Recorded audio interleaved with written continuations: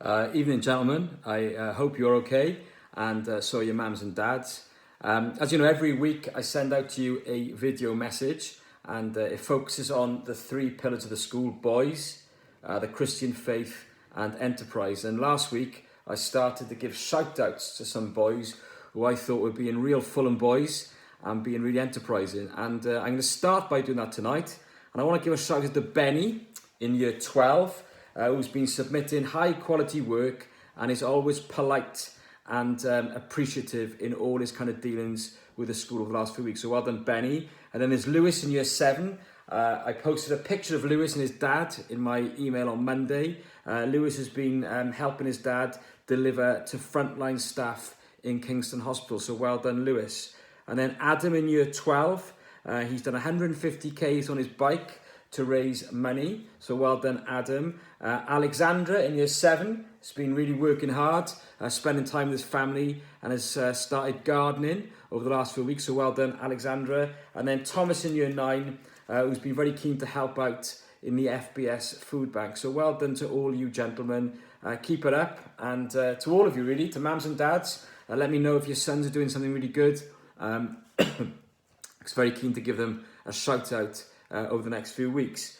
But I want to spend the rest of the time on our three pillars, and I'm going to start like I did last week really by focusing on the Christian ethos, and I'm going to give you a verse from the Bible. Then I'm going to relate that to a kind of enterprise skill, and then I'm going to finish off talking about a man who I know will really inspire you this week. And so the verse I want to read to you is found in Isaiah. It's chapter 1 and it's verse 17, where the prophet says this: "Learn to do good, seek justice, correct oppression, bring justice to the fatherless, and plead the widow's cause." In other words, do the right thing, stand up for justice, and help those in need. And as you know, we always say to me in Fulham Boys School that Fulham boys are those boys who do the right thing, not the easiest. And I think that during this lockdown is a time where you can really show that and demonstrate that. Because I imagine some of you boys are fed up now. And the easy thing is to go out and see your mates and think, oh, I can't stay in anymore. But do the right thing, not the easiest. And I'm sure we're sending that work to you on Google Classroom. You've got lots of work to do. And I'm sure that you'd rather just waste time and be on your PlayStation or do anything but work. But again, do the right thing, not the easiest. Even when that work is hard, I'm sure you're missing your teachers, and I'm sure you've got to be a bit more self-disciplined. But do the right thing, not the easiest. And listen to mum and dad, even when it's hard to. Help around the house. Be kind. And then think about when you come back to school, not just about lockdown, but think about the way that you treat other people. And maybe you've been a bit unkind, or maybe you've left people out, or maybe you've been a bit silly in class, and all sorts of things, and you've done the easy thing, the thing that's come the easiest to you. Well, from now on, let's do the right thing.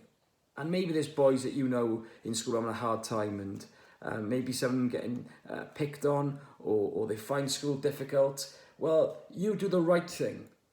And if you see things going on and you know that's not right, then the easy thing is to pretend you haven't seen it, or to keep quiet, or I don't want to draw attention to myself, or I don't want to get myself into trouble, or I don't want the boys to think this of me. Do the right thing, not the easiest. At home, in school, and your communities, as Isaiah says, be those young men who do good, seek justice, correct oppression, put things right, and help those who are the most vulnerable. It's never easy. And maybe you've been a young man who's never done that before. Well, now's the time maybe to start, to put other people before yourself, and to do the right thing, not the easiest. And if you do that, then the enterprise skill I would really want to say is that you'll change the game. Because if we all did that, if we all did the right thing, not the easiest, we really would bring about change and make a positive impact in our families, in school, and the community. And the man I want to talk to you about tonight was somebody who really did the right thing, not the easiest. And he really did stand up for justice. and he really did change the game.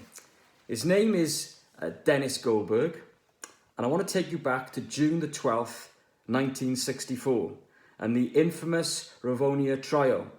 And Nelson Mandela and 7 other members of the African National Congress were convicted of armed insurrection against the South African state.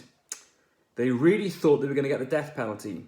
And in fact, Mandela, in a celebrated speech, expressed from the dock his willingness to die for the fight against apartheid. That is, in South Africa, where they kept black people and white people separate, and black people were treated much worse than white people and didn't have the same rights. And so these 7 people were prepared to die for their fight against apartheid. But instead of the death penalty, they were given life sentences instead in prison. And unable to hear, with all the commotion in the court, unable to hear, the mother of Dennis Goldberg, who was the only white defendant, she shouted out, "Dennis, what is it? What's the verdict?" And Goldberg yelled back, "It's life, and life is wonderful." And Dennis Goldberg, he had an irrepressible zest for life. He was funny and gregarious, and he would spend 22 years in prison, scarcely seeing his wife and children. That puts Lockdown, doesn't it, into some kind of perspective. 22 years in prison. But his spirit never ever broke.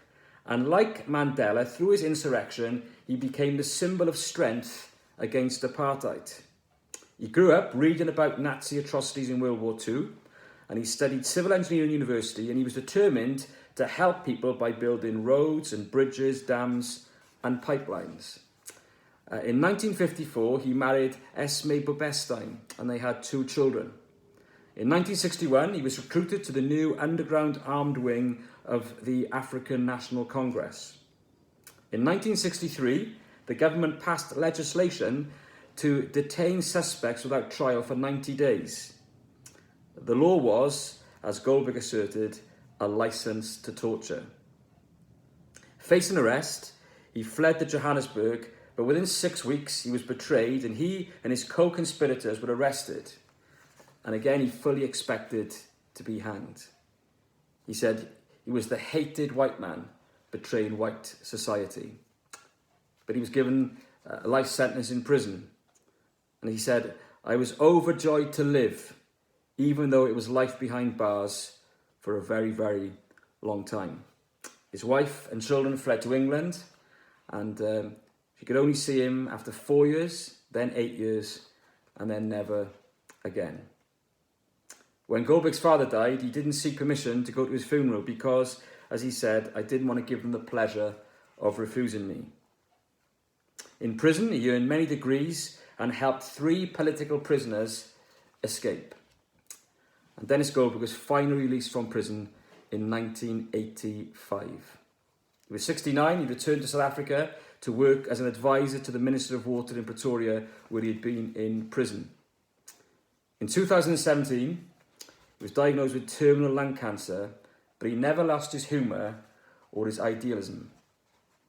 With the enthusiastic support of his son, he spent his last few years racing to raise money for his last project called House of Hope, which is an arts and education centre for deprived children. And he was determined, before he died, to see the building work start, which he did. Dennis Goldberg, an anti-apartheid activist, born on the 11th of April 1933, and he died last Wednesday, the 29th of April 2020, aged 87. What a legend. A man who did the right thing, not the easiest. And it came at great cost to him and his family. But through doing that, he changed the game, changed the way things were in South Africa. Boys, think about Dennis Goldberg and be that type of boy and man who does the right thing, not the easiest. And through doing that, changes the game. Now, we're very privileged in the Fulham Boys School because Dennis Goldberg's got a grandson who's also a bit of a legend. His name's Jack Goldberg. He teaches PE, And you all know Mr. Goldberg. And Mr. Goldberg is now going to read a poem that he wrote about his grandfather. So listen carefully to that. And then there's also a video clip you can watch about Dennis Goldberg. Boys, do the right thing, not the easiest. Stand up for justice and change the game. Cymer ofal. Diolch yn fawr.